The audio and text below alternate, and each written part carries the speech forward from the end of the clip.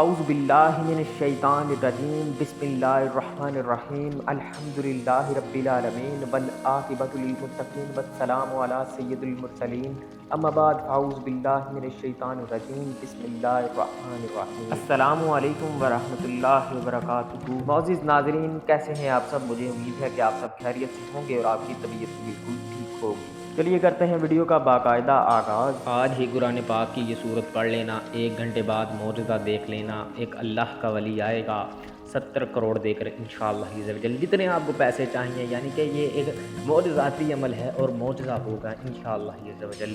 یعنی کہ معجزہ اللہ تعالیٰ کی ذات کرتی ہے اور وہی ذات وحدہ لا شریک ہے، وحدہ لا شریک ہے، ارحم الراحمین ہے۔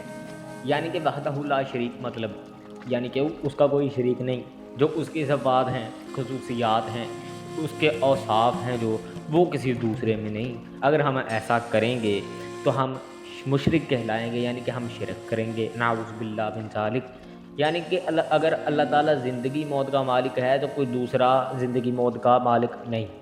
اگر اللہ تعالیٰ رزق کا مالک ہے، رزق کو بند کرے یا کھول دے تو اور کوئی دوسرا اس کو بند نہیں کر سکتا۔ لیکن ہمارے معاشرے میں کیا نظام رائج ہے کہ بھائی اس نے میری برکت، اس نے میری جو ہے روزی بند کر دی۔ اور میرے بھائی، میری بہن، تھوڑے سے اپنے الفاظ پہ غور کیجئے کہ رزق دینا اللہ کا کام ہے، اور جو اللہ تعالیٰ کی صفات ہیں وہ کسی دوسرے میں ہے ہی نہیں۔ یہ باتیں سمجھنے والی باتیں ہیں محترم ناظرین۔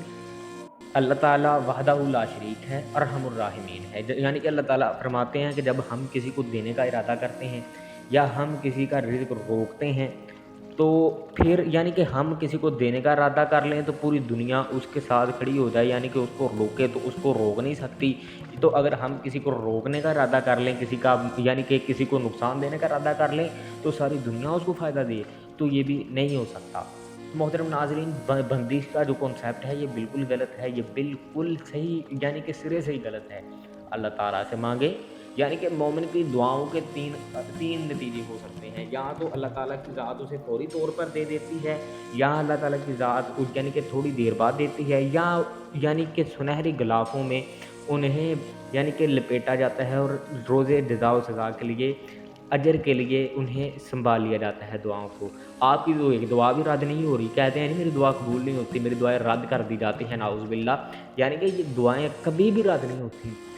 ہم اللہ تعالیٰ کے بندے ہیں، اسے بڑی قدر ہے، وہ بڑا قدردان ہے، وہ بہت الرحم الراحمین ہے، وہ معاف کرنے والی ذات ہے، وہ عطا کرنے والی ذات ہے۔ اس کا کام روکنا نہیں ہے، اس کا کام عطا کرنا ہے، اس کا کام یعنی کہ رضائیں دینا نہیں، اس کا کام رحم کرنا ہے۔ لیکن ہم تھوڑی سی معافی بھی تو مانگیں ہم اللہ سے۔ ہم دعا کرتے ہیں اللہ ہمیں معاف فرما دے، ہماری غلطیوں کوتاہیوں کو معاف فرما، ہماری ساری غلطیوں کو معاف فرما، اور ہم جب اس دنیا سے چلے جائیں، یقیناً سب نے جانا ہے، کوئی اس میں کوئی دو راہ نہیں ہے، یعنی کہ کوئی دو رائے نہیں ہے، یعنی دوسرا رستہ کوئی نہیں ہے کہ ہم نہیں جائیں گے، سارے آئے ہیں۔ اور یعنی جس انسان نے اس دنیا میں ایک سانس لے لیا اس نے اپنی روح قبض کروانی ہے، ہر ذی روح کو موت کا مزہ چکھنا ہے، اور یہ ایک دن آ کے رہے گی، روز قیامت والے دن حساب ہوگا، اللہ تعالیٰ ہم سے حساب لیں گے۔ یہ ایک مسلمان کے بنیادی ایمان میں شامل ہے، یہ بنیادی چیزیں ہیں جو ایک بندے کو مسلمان کرتی ہیں۔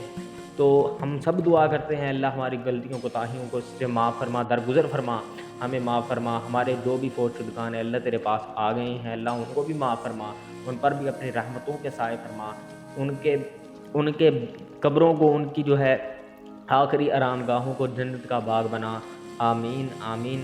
تو یہ یعنی کہ اگر ہم کسی بات کر رہے ہوں تو اپنے فوت شدگان کو بھی نہیں بھولنا چاہیے، ان کو بھی یاد کرنا چاہیے، کیونکہ وہ ہماری زندگیوں کا حصہ ہی تھے۔